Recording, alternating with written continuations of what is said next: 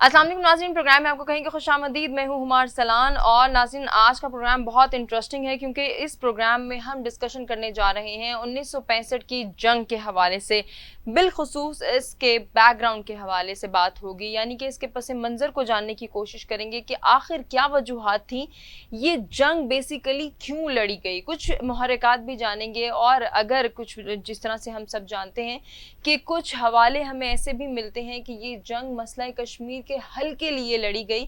तो अगर ऐसी बात थी, इस जंग को लड़ने का दरअसल मकसद मसला कश्मीर का हल था, फिर ये मसला आज दिन तक हल तलब क्यों है, इस पर इन डिटेल गुफ्तगू करेंगे। आज के प्रोग्राम में बात करने के लिए हमारे साथ जो मेहमान मौजूद हैं, तारुफ कराते हैं, गुफ्तगू का आगाज़ करते हैं और उनका शुक्रिया भी अदा करते हैं कि उन्होंने अपने कीमती वक्त से हमें टाइम दिया। साबिक सफ़ीर अब्दुल बासित साहब हमारे साथ मौजूद हैं। खुशामदीद कहना चाहेंगे बासित साहब। सबसे पहले तो हम जिस तरह से बात कर चुके हैं कि 1965 की जंग के पस मंज़र को हम डिस्कस करेंगे, तो उस पहलू की जानिब में रोशनी डालना चाहूँगी जिस पर शायद बहुत कम बात होती है कि आया ये जंग जो है वो हमने जीती है या हारी है।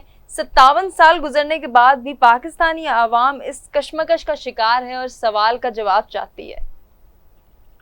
बहुत शुक्रिया आपका। और आज 6 सितंबर है। ऑब्वियसली हमें बहुत सी कामयाबियां भी मिली। कुछ सेक्टर्स में आप कह सकते हैं कि हमें वो कामयाबियां नहीं मिली जिसकी हम तवक्को रखते थे। जी। लेकिन बहरहाल पाकिस्तान एक नया मुल्क बना 1947 में, आप जानती हैं, और हमने लिटरली स्क्रैच से शुरू किया। पाकिस्तान बिल्कुल नया मुल्क वारिज़ वजूद में आया, तो हमारे पास वो सलाहियतें या वो सारा जो एक वेर विदाल होता है वो था ही नहीं। हमने लिटरली स्क्रैच से शुरू की। तो उस तनाजुर में अगर आप देखिए तो 65 की जंग में जी जी। बहुत हमें कामयाबियां मिली जहाँ तक कश्मीर का ताल्लुक है। फिर भारत ने उस पूरे जो कॉन्फ्लिक्ट जोन है उसको एक्सपैंड किया, वो इंटरनेशनल बॉर्डर तक आ गया। लाहौर पे उनकी ख्वाहिश थी कि वो सुबह हमला करेंगे तो ब्रेकफास्ट जो है वो लाहौर में करेंगे। तो जो हमारी अफवाज ने उस बहादुरी से उनके हमले को पसपा किया वो तारीख में रकम है, और वो कामयाबी तो कोई हमसे ले नहीं सकता। और भारत को ही पता है कि हमारे वसाइल ना होने के बावजूद भी जिस तरह हमारी अफवाज ने इंटरनेशनल बॉर्डर पे भारतीय अफवाज को पसपा किया, वो तारीख में बड़े सुनहरी हरूफ से लिखा गया है, और उस पर लोग इसी हवाले से बात करते भी रहे। बिल्कुल बात साहब, आपने बजा फरमाया। और जैसे कि भारत का भी आपने जिक्र किया कि उनकी ये ख्वाहिश कि सुबह का नाश्ता वो लाहौर में करें। तकरीबन 53 साल के बाद उनकी ये ख्वाहिश, जो चाय की उन्होंने जुस्तजू की थी, वो पूरी हुई, लेकिन उस तरह नहीं जैसे कि वो चाहते थे। ज़रा मैं बैकग्राउंड को ही टच करना चाहूँगी। मुआहिदा ताशकंद, जिसकी बुनियाद पर पाक भारत जंग का खात्मा हुआ। बाज़ हल्कों का अब्दुल बासित साहब ये कहना है कि पाकिस्तान ने मुआहिदा करके जीती हुई जंग को हार दिया। आपका इस हवाले से क्या कहना है? देखिए, पहली बात तो ये याद रखनी चाहिए कि हमारा और भारत के दरमियान जो बुनियादी तनाज़ा है वो जम्मू और कश्मीर का है। अगर ये तनाज़ा ना होता अक्टूबर नवंबर में 1947-48 से भी हमने जंग लड़ी के साथ, तो आज पाकिस्तान और भारत बड़े अच्छे हमसायों की तरह एक दूसरे के साथ रह रहे होते। सही। आज भी अगर 75 साल के बाद भी हम पीछे मुड़कर देखते हैं, और आज भी अगर हम देखते हैं, तो जम्मू और कश्मीर एक वाहिद तनाज़ा है जिसकी वजह से दोनों ममालिक के दरमियान वो बाहमी एतमाद पैदा नहीं हो सकता जो कि होना चाहिए था। क्योंकि कायद आज़म रहमतुल्लाह अलैह तो बड़े क्लियर थे। उन्होंने तो बिल्कुल शुरू से ही कहा था कि हम अच्छे हमसायों की तरह ही रहेंगे और एक साथ मिलकर रहेंगे। लेकिन भारत जम्मू और कश्मीर पे जिस तरह गासिबाना कब्जा किया गया, जो हालात हुए वो हमने देखे। अब 1965 की जो वॉर थी उसमें ऑब्वियसली ऐसा नहीं था, जैसा मैंने पहले जिक्र किया, कुछ महाजों पे हमें उस तरह कामयाबी नहीं मिली। और फिर ये भी याद रहे कि जंग जो है उसको आप किस हद तक कंटिन्यू कर सकते हैं। दोनों साइड्स पे प्रॉब्लम्स हैं, भारत की तरफ से भी इश्यूज थे, उनको भी पसपाई हो रही थी, और फिर इंटरनेशनल कम्युनिटी भी कंसर्न थी, और उस जमाने में सोवियत यूनियन ने फिर इंटरवीन किया, क्योंकि और हमारे लिए भी एक अपॉर्चुनिटी थी कि हम सोवियत यूनियन को भी ऑब्लाइज करें। उस जमाने में हमारे ताल्लुकात सोवियत यूनियन के साथ कितने अच्छे नहीं थे उस जमाने में। ताशकंद में जब ये 10 जनवरी 1966 को बुलाया गया, दोनों गए, और Tashkent declaration is a good document. अगर आप उसको पढ़िए तो उसमें यही बात हो रही है कि हम जम्मू और कश्मीर के तनाज़े को हल करेंगे, और अगर कोई फैसिलिटेट कर सकता है इस मामले में तो बहुत अच्छी बात है। तो पाकिस्तान ने तो हमेशा वही रवैया इख्तियार किया है कि जो हमारे तनाज़ात, जो इशूज़ हैं, उनको हम पीसफुली हल करें, और यही मकसद मेरे ख्याल में आज भी पाकिस्तान का है। तो हमें इसमें कोई दो आरा नहीं है कि पाकिस्तान ने कोशिश की अपने कहीं कि ये मसाइल मुज़ाकरात के ज़रिए हल हों, लेकिन आप देखते हैं कि भारत इन मुज़ाकरात को ही इस्तेमाल करता है टाइम गेन करने के लिए, टाइम बाइट करने के लिए। वो किसी हद तक उसमें कामयाब भी हुआ है। Let's be realistic about it. सही। अब्दुल बासित साहब, जैसे कि आपने मुआहिदा ताशकंद के हवाले से कहा कि उसका स्टांस बहुत स्ट्रॉन्ग था, लेकिन अगर हम उस वक्त की बात करें तो उस वक्त के सदर की बात हो जाए जनरल अयूब खान साहब या फिर जुल्फ़िकार अली भुट्टो साहब की, तो इस मुआहिदे के हवाले से उनकी जो राय थी वो मुख्तलिफ थी। क्या ये नुकसान का सबब बना या इसके अलावा भी कोई वजूहात हैं आपकी नज़र में? देखिए, मेरा नहीं ख्याल कि हमें कोई नाकामी हुई है ताशकंद में जाकर, मैं इससे इत्तेफाक नहीं करता। बहुत लोग ये राय रखते हैं, लेकिन मेरा नहीं ख्याल कि ताशकंद में जाना हमारी कोई नाकामी थी। मैं तो उसको अपनी एक लिहाज से बहुत हवालों से उसको कहता हूँ, एक सफाती हिकमत अमली थी जो हमने अपनाई, और वो बिल्कुल एक मुनासिब इक़दाम था। बाकी जो कुछ लोगों ने उसको अगर उस वक्त तस्लीम नहीं किया तो वो पॉलिटिक्स थी, तो हमारी इंटरनल पॉलिटिक्स का हिस्सा है। उसको जब इंटरनल पॉलिटिक्स आपकी फॉरेन पॉलिसी के इश्यूज पे असरअंदाज होना शुरू हो जाए, जो कि होती है, हर मुल्क में होती है, लेकिन जिस तरीके से हमारे यहाँ होता है उसमें हम गड़बड़ कर देते हैं चीज़ों को, और फिर हमारा जो फोकस रहना चाहिए बुनियादी इश्यूज पे जो फॉरेन पॉलिसीज के हैं वो नहीं रह पाता। और हमारे अभी भी यही मसाइल हमारे चल रहे हैं कि हम बहुत सी ऐसे, मिसाल के तौर पर कश्मीर के हवाले से अगर आप बात करें तो बहुत से इक़दाम हम ऐसे ले लेते हैं जिनका ताल्लुक या जिनके कोई नतीजा नहीं निकलता, लेकिन वो प्योरली डोमेस्टिक कंजम्पशन के लिए होते हैं। तो मैं हमेशा यही तजवीज़ करता रहा हूँ कि फॉरेन डोमेस्टिक और फॉरेन पॉलिसी आजकल एक ही पर्सपेक्टिव में देखे जाते हैं, लेकिन कुछ चीज़ें ऐसी होती हैं जिनको डोमेस्टिक पॉलिटिक्स से दूर रखना चाहिए, क्योंकि बहुत सी ऐसी चीज़ें हैं फॉरेन पॉलिसी, मिसाल के तौर पर कश्मीर का तनाज़ा है, हमारा न्यूक्लियर प्रोग्राम है, और चाइना के साथ हमारे ताल्लुकात हैं। ये ऐसी चीज़ें हैं जिस पे नेशनल कंसेंसस है। जब आप इन पे पॉलिटिक्स करते हैं तो फिर वो नेशनल कंसेंसस कमज़ोर होने का खतरा होता है। तो हमें इन चीज़ों पे हमें, मैं समझता हूँ कि अवॉइड करना चाहिए। यकीनन करना चाहिए अब्दुल बासित साहब, लेकिन वही बात है कि 75 साल जैसे कि आपने भी कहा कि गुजर गए हैं, लेकिन ये मसला अभी तक हल तलब है। आलमी सतह पे ज़रा इसको डिस्कस कर लेते हैं। आलमी सतह पे पाकिस्तान की जानिब से इतने अदवार आए, इतने हुक्मरान आए, उन्होंने अपना स्टांस भी पेश किया, अपना मौक़िफ़ बयान करने की कोशिश की। आलमी सतह की खामोशी या फिर उनका इस मसले की तरफ ना आना, इसकी रीजंस की कुछ डिस्कशन कर लेते हैं।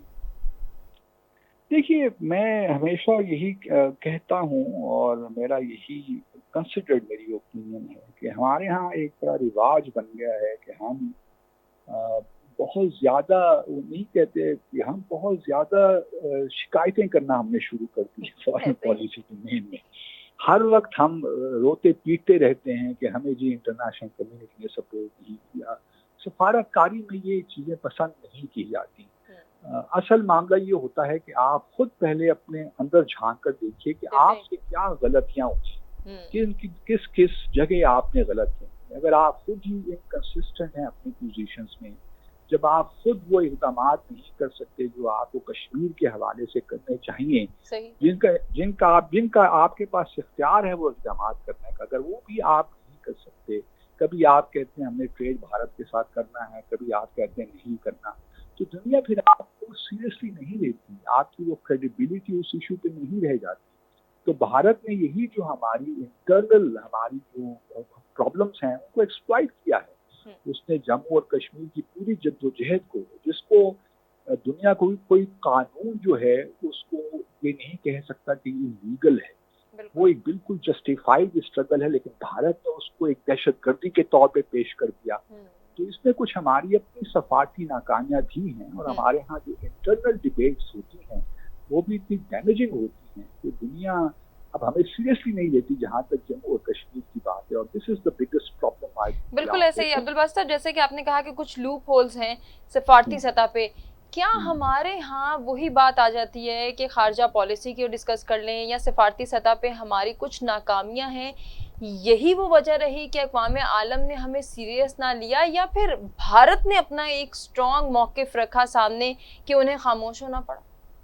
भारत का देखिए हमेशा एक कंसिस्टेंट अप्रोच रही है जहाँ तक जम्मू। उन्होंने जब 22 अप्रैल 1994 को उनकी पार्लियामेंट ने एक रेजोल्यूशन पास की, तो उसके बाद से उनकी पोजीशन में एक कंसिस्टेंसी है। और दूसरी बात ये भी याद रहे कि जब आप अंदर से वीक होते हैं ना, कमजोर, तो आप स्ट्रॉन्ग फॉरेन पॉलिसी नहीं कंडक्ट कर सकते। ये मुमकिन ही नहीं है कि आप अंदर से कमजोर हों, आपकी इकोनॉमी, आप अपनी इकोनॉमी के लिए बाहर दुनिया पे डिपेंडेंट हों, और आप ये कहीं तो नहीं अपने बड़ी जबरदस्त, क्योंकि देखिए जो फैसले होते हैं वो बुनियादी तौर पे कैपिटल्स में होते हैं।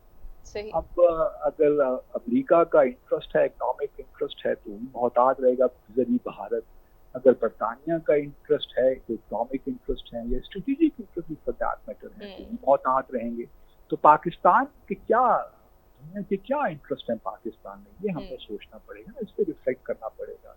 क्या हमने कुछ पॉजिटिव स्टेक्स क्रिएट किए हैं? क्या दुनिया से इन्वेस्टमेंट पाकिस्तान आई है? क्या हमारी ट्रेड उस लेवल पे पहुंच गई है जहाँ पे दुनिया हमें सपोर्ट करे? तो भारत का क्लाउड भारत खड़ा है, इसको भी हमें रियलिस्टिकली देखना चाहिए। और दुनिया अब कश्मीर पे उस तरह हमें सपोर्ट नहीं करती जिस तरह कि इसका तकाजा है, वो तकाजी है ये इशू, और सपोर्ट हमें मिलनी चाहिए। लेकिन हमारी अपनी सफारती कमजोरियां भी हैं, हमारे अंदरूनी जो मामलात हैं वो भी अफेक्ट करते हैं। जब इंटरनल आपकी सियासी जो प्रेडिक्टेबिलिटी अगर ना हो, मिसाल के तौर पर हमें ये मालूम ना हो कि डिसीजंस कौन ले रहा है, डिसीजंस किस तरह, डिसीजन मेकिंग प्रोसेस पाकिस्तान में क्या होता है, तो आप फिर उसको आप तवक्को रख सकती हैं कि उसका रिजल्ट भी क्या निकलेगा। इसलिए हमारे यहाँ वो क्लैरिटी नहीं है। मिसाल के तौर पर देखिए ना, जब यही हुकूमत, आज की जो हुकूमत है, ये आज से 5 साल पहले पुरानी हुकूमत को कह रहे थे कि ये आप ट्रेड कर रहे हैं, आपने कश्मीर को बेच दिया। उसके बाद बिलावल साहब आए फॉरेन मिनिस्टर बनकर, तो 2-3 दिन बाद उन्होंने ये एक स्टेटमेंट दे दी कि हमें ट्रेड करना चाहिए भारत के साथ। तो इस तरह मामलात नहीं चलते। आपको अपनी बॉटम लाइन्स थोड़ी क्लियर आपको होनी चाहिए। आपको मालूम होना चाहिए कि आपको कहाँ जाना है। एक बड़ी इंटरेस्टिंग डेफिनेशन है डिप्लोमेसी की, अगर आप मुझे इजाजत दें तो मैं वो आपके सामने के लिए, आपके देखने वालों के लिए। बिल्कुल बासित साहब, क्योंकि हमारे पास वक्त कम है, तो मैं चाहूंगी कि आप उसको अपने मैसेज के जरिए समराइज कर दें। हाँ, बस ये है कि diplomacy is the art of agreeing on the feasible in order to advance the desirable. ये जो टेक्निकल मूव्स होती है ना, ये आपको हमेशा अपनी स्ट्रेटेजिक ऑब्जेक्टिव सामने रखनी चाहिए। बिल्कुल। फ्लेक्सिबिलिटी आप जरूर दिखाइए, टेक्निकल फ्लेक्सिबिलिटी, लेकिन वो आपको जो आपका मकसद है इवेंचुअल, उससे दूर लेकर ना जाए, तो उससे करीब लेकर जाए। हमारे यहाँ यही बुनियादी मसला है कि हमने अपनी स्ट्रेटेजिक ऑब्जेक्टिव्स तो टेक्निकल फ्लेक्सिबिलिटी में हम फर्क नहीं देख पाए। आज हम जिस प्रॉब्लम का हम शिकार हैं, उसकी बुनियादी वजह मुझे यही नजर आती है। बिल्कुल अब्दुल बासित साहब, बहुत शुक्रिया अदा आपका करना चाहेंगे, आपने अपना कीमती वक्त हमें दिया और अपनी कीमती आरा से आगाह किया। नाज़रीन, उम्मीद करते हैं कि आपको आज का प्रोग्राम पसंद आया होगा। आज जिस तरह से हमने मसला कश्मीर के बैकग्राउंड को डिस्कस किया, और बिलखसूस 1965 की जंग की जब हम वजूहात पर जाते हैं तो वहाँ भी हमें जो है वो कश्मीर इशू सामने नज़र आता है, उसको हाईलाइट करने की हमने कोशिश की। क्यों अक़वाम आलम की खामोशी जो है वो सवालिया निशान है, उसका भी हमने जवाब जानने की कोशिश की अब्दुल बासित साहब से, कि कहीं ना कहीं हम ये देखते हैं कि सफारती सतह पे कुछ कमज़ोरियां हैं हमारी खारजा पॉलिसी की, और हमारा स्टांस कमज़ोर पड़ जाता है। जबकि दूसरी जानिब हम ये देख रहे हैं कि भारत अपनी मज़मूम कोशिशें करता चला आ रहा है, और आज 75 साल गुजरने के बाद भी जिस तरीके से 5 अगस्त की अगर बात की जाए, तो 5 अगस्त 2019 के बाद जैसे पाकिस्तान को मुश्किलात का सामना करना पड़ा भारत की जानिब से, कि कश्मीर को उन्होंने एक अलग तनाजुर में रखा, कश्मीर की एक खसूसी हैसियत ख़त्म करने की भारत की जो मज़मूम कोशिश जारी है, यकीनन ये भी एक हल तलब मसला है, और आने वाले वक्तों में हम इस पर भी डिस्कशन करेंगे। अपना ख्याल रखिएगा, अपने कीमती फीडबैक से हमें आगाह कीजिएगा। अपना आपसे चाहेंगे इजाज़त। अल्लाह निगहबान।